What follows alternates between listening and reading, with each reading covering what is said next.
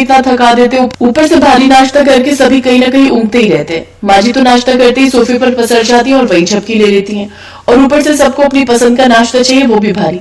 और एक ननद जी है, वो तो खा खा कर ढूंढ बनती जा रही है। पता है सुबह 7-7 पराठे नाश्ते में डकार जाती है और फिर शाम को वही सब चर्बी घटाने जिम चली जाती है। बताओ भला ये भी कोई बात हुई? ऐसे तो कितने पैसे वेस्ट हो जाते हैं। अरे साफ साफ कहो, मुझसे क्या चाहती हो? सुनो जी, जब मैं बाहर सबसे ये पूछूं कि आज नाश्ते में क्या बनाऊं, तो आप बोल देना कि आज मेरे पेट में बड़ी बदहजमी हो रही है, इसलिए आज तुम सबके लिए नाश्ते में खिचड़ी बना लो। पर देविका, आज तो मेरा मूली के पराठे खाने का मन था, तुम मुझसे झूठ क्यों बोलवा रही हो? देखो रोहन, अगर तुमने ऐसा नहीं कहा तो मैं कह देती हूँ मैं अपने मायके चली जाऊंगी। यार थक गई हूँ मैं इतना भारी नाश्ता बना बना कर। पता नहीं तुम लोग के पेट है या पिटारे, पचा कैसे लेते हो इतना भारी खाना। अब सोच लो तुम, बीवी चाहिए या भारी नाश्ता। देविका के ऐसे बोलने पर रोहन सबके सामने झूठ बोल देता है, जिससे देविका मन ही मन बहुत खुश होती है। पर जानवी को ये पसंद नहीं था, वो तो अपनी पसंद का नाश्ता बनवाने पर ही अड़ी रही। भाभी, भाई का ही तो पेट खराब है, मेरा थोड़ी है। मेरे लिए आप मेरी पसंद का नाश्ता ही बनाना, सूजी का उपमा और ब्रेड पकौड़े। देखो दीदी, अगर मैं आपके लिए ये सब बनाऊंगी तो तुम्हारे भाई का भी खाने का मन करेगा, तो इसलिए आज बस नाश्ते में खिचड़ी बनेगी। थोड़ी देर बाद देविका सबके लिए खिचड़ी बनाती है और सब लोग बगैर मन के उसे खाते हैं। अब देविका रोज रोज ऐसे ही रोहन से झूठ झूठ पेट खराब होने का बहाना करवा देती और अब सबके लिए नाश्ते में खिचड़ी, दलिया और पोहा जैसी चीजें बनाने लगी, जिससे वो आधे घंटे में ही नाश्ता बनाकर फ्री हो जाती और जल्दी काम खत्म कर अपने कमरे में जाकर सो जाती। ऐसे ही धीरे धीरे दिन गुजरते गए और सब लोग देविका के इस ड्रामे से तंग आ गए। अब सभी बड़े ही बेमन से वो हल्का नाश्ता खा तो लेते, लेकिन वो अपने भारी नाश्ते को बड़ा मिस करते। और फिर एक रोज माँ मुझसे देविका डेली डेली झूठ बुलवा देती है कि पेट खराब है, जिससे उसे सबके लिए अलग अलग नाश्ता नहीं बनाना पड़े, इसलिए मुझे झूठ बोलना पड़ा। और लेकिन अब मैं इस हल्के नाश्ते से तंग आ गया हूँ, अब मुझसे नहीं खाया जाएगा मरीजों वाला खाना। बेटा तू फिक्र मत कर, मैं कुछ करती हूँ। देविका बहू, आज मैंने रसोई के गेट पर मेन्यू लगा दिया है। अब तुमको ये पूछने की जरूरत नहीं है कि क्या बनेगा। सबकी पसंद की लिस्ट लगा दी है और सबकी पसंद का भारी नाश्ता बनेगा। सासू माँ, पर रोहन जी का तो पेट खराब है ना, अभी तो हम कुछ दिन और खिचड़ी बनाते। मेरे ख्याल से हल्का नाश्ता ही ठीक रहेगा इनके लिए। मैं अभी रोहन का पेट डॉक्टर को दिखा कर लाई हूँ। अब ठीक है इसका पेट, तो अब तुम टेंशन मत लो। अब तुम वो बनाओ जो मैं बनाने के लिए बोल रही हूँ। देविका रसोई में लगी लिस्ट देखकर सोच में पड़ जाती है और सोचती है कि इतना सारा खाना एक दिन में कैसे बनाऊंगी। मुझसे नहीं होगा, मेरी हालत बेकार हो जाएगी, मुझे कुछ करना होगा।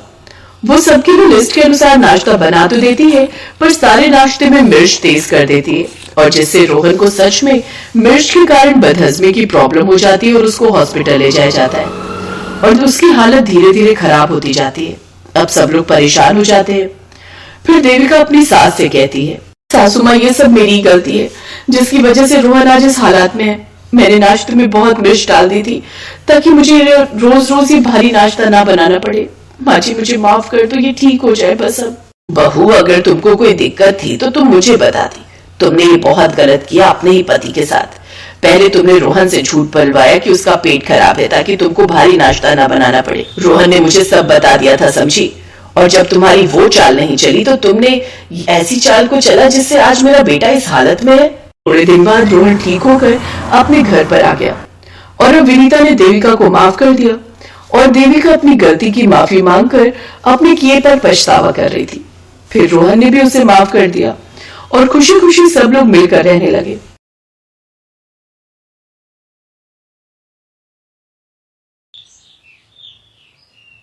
अरे ये संदीप कहाँ चले गए? बोला तो था मैं 5 मिनट में खाना रख रही हूँ। ओफो बहू, तू हर रोज ये एक ही सब्जी बना देती है। ऐसा नाश्ता देखकर तो वो ऑफिस ही निकल जाएगा ना। ये घिया तोरी तो मन ही नहीं करता खाने को। माँ जी बच्चों के सामने यूं घिया तोरी करेंगी ना तो ये भी नहीं खाएंगे ये खाना। अपने बाप से 10 कदम आगे ही रहते ये दोनों। हफ्ते में 7 दिन होते हैं तो 2 दिन तो ये घिया तोरी बनी जाएगी। और आज जैसे मैंने ये सोयाबीन की सब्जी बनाई तो ऐसे ही कल पनीर की सब्जी भी तो बनाई थी। छी, उसे पनीर कहती हो आप? वो तो बर्तन में साबुन रहने की वजह से दूध फट गया था, इसलिए उसका आपने पनीर बना डाला। ऐसे पनीर की सब्जी को आप सब्जी कहती हो? एक गिलास पानी का तो तुझसे दिया नहीं जाता, फिर इतनी शेखी कैसे झाड़ रहा है? किसने बताया तुझे ये सब? हाँ बता। दादी ने। और किसने? माँ जी। क्या माँ जी कर रही है? सच ही तो कहा था उससे, दूध फट गया था तभी तो बेकार सी पनीर की सब्जी बनाई थी तूने। छोड़ ना बिट्टू, मुझे भी नहीं खाना ये खाना। चलो स्कूल बस आ गई, अब चलते हैं। रुक जाओ बच्चों, ये लो 100 रुपए रखो और कैंटीन में ही कुछ खा लेना। जाओ जाओ। पापा जी, आपकी इसी आदत के कारण इन्होंने घर का खाना छोड़ दिया है, क्योंकि उन्हें पता है दादाजी से पैसे मिल जाएंगे। ये क्या तरीका है भाभी? पापा जी से ऐसे बात करते हैं क्या? और क्या हो गया अगर पैसे दे भी दिए तो? बाहर खा लेंगे बेचारे। वैसे मेरा तो मन भी नहीं है ये सब्जी खाने का। तो कोई बात नहीं बेटा, मैं अभी तेरे लिए छोले भटूरे ऑर्डर कर देता हूँ। उन सब की बातें सुनकर अंजलि वहां से चली जाती है। फिर अपनी सहेली को फोन कर वो इस बारे में बताती है। क्या बात कर रही है?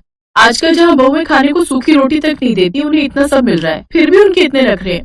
अरे मैं तो कहती हूँ तो अगले 3 दिन तक किसी को खाना ही मत दे। भूखे रहेंगे तो अपने आप सारी अकल ठिकाने आ जाएगी। अरे कुछ ठिकाने नहीं आएगी इनको, तो बल्कि बहाना मिल जाएगा बाहर का खाना मंगवाने का। और तू जानती है उससे कितनी बीमारियां होती है।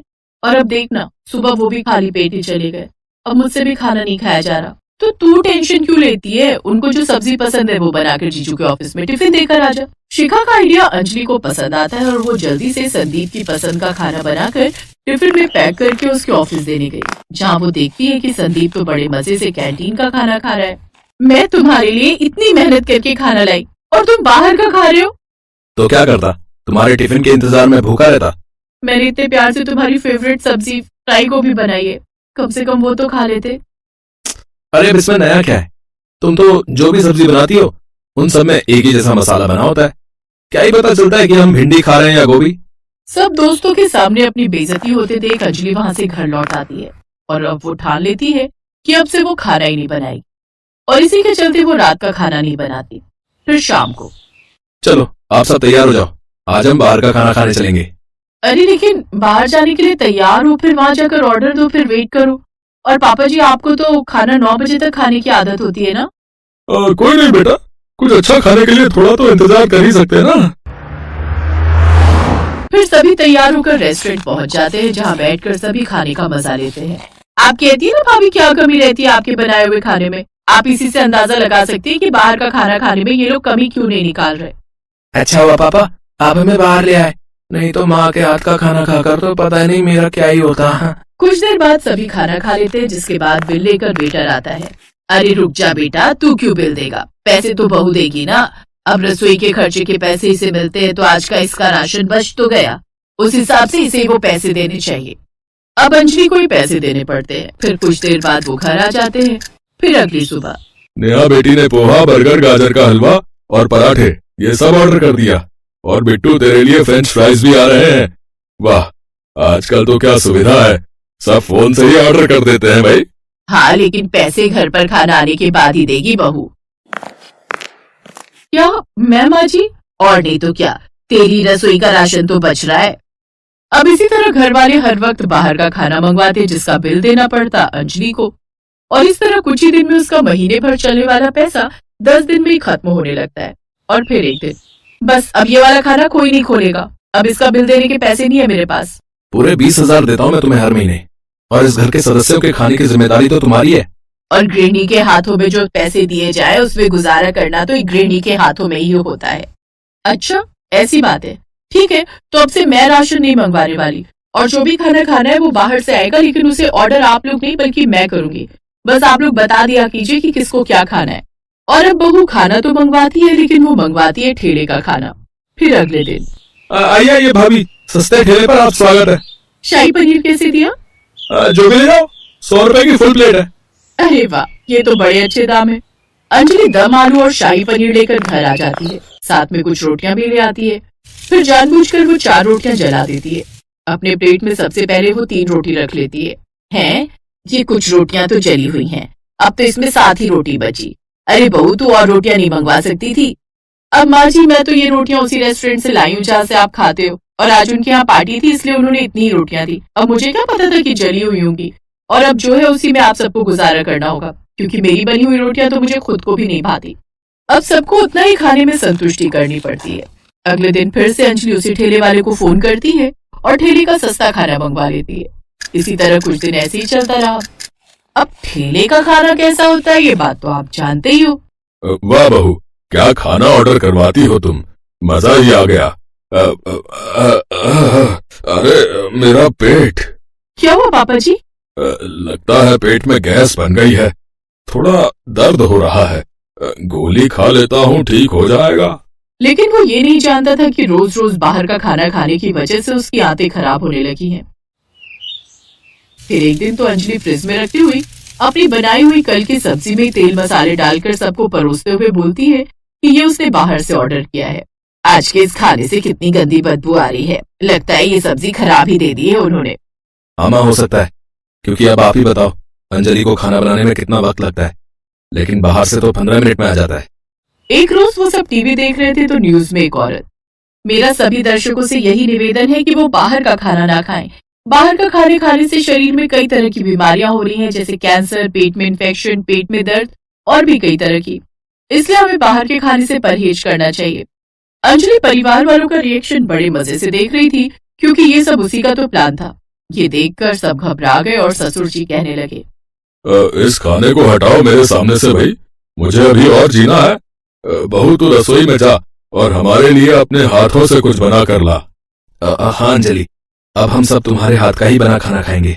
अंजलि का प्लान काम कर गया और अब सबने बाहर का खाना बंद कर दिया और अब बिना कोई नुक्स निकाले वो उसके हाथों का बना खाना खाते।